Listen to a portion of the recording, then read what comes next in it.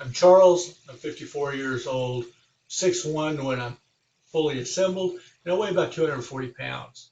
I'm going to show you how I get up the stairs when I have no prosthetics on. So I'm getting up with no feet. This is basically part two of a different video, but from a different angle.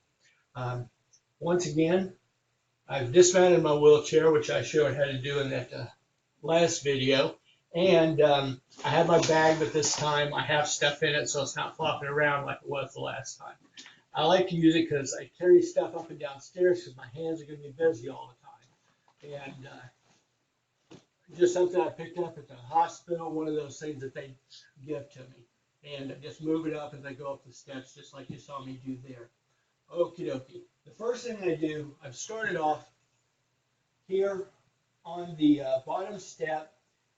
My lower prosthetic, my lower amputation, I do have a knee on that one, and I'm kneeling on it. I've got a knee pad on.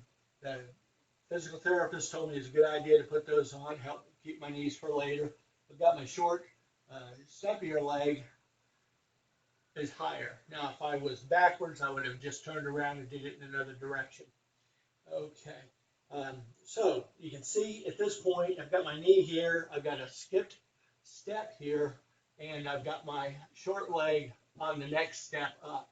All I really, to accomplish this feat, is I'm going to scoot myself, try to get my buns up here on this step that my short leg's on as high as it'll go. Okay, and then once I do that, I've got to move my knee up to the next step. And what I want to do that to maintain my balance is actually put this hand on the step that I want my knee to go, and it gives me a pretty good balance and good leverage.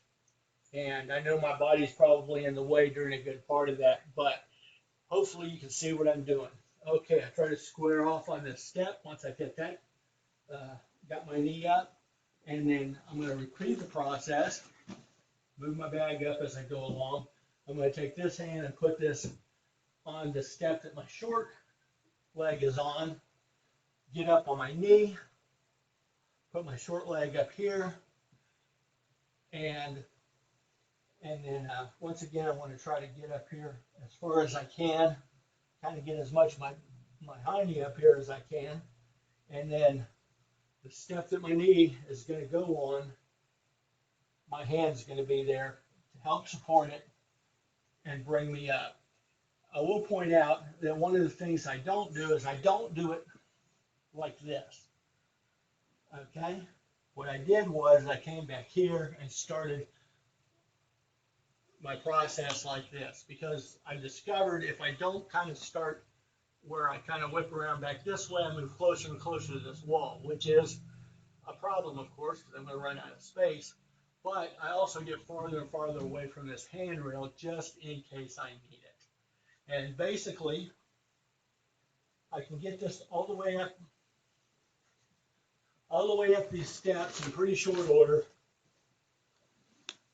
I can do it even faster, when I'm not talking, but I can make it all the way up the steps in pretty short order. And I can do it safely, and people feel comfortable with me doing this, leave me alone. This is one of the things I had to demonstrate that I could do safely before the physical therapists and the nurses and, my parents would check off for me to be actually left alone for any length of time, that I could get up and down the stairs safely.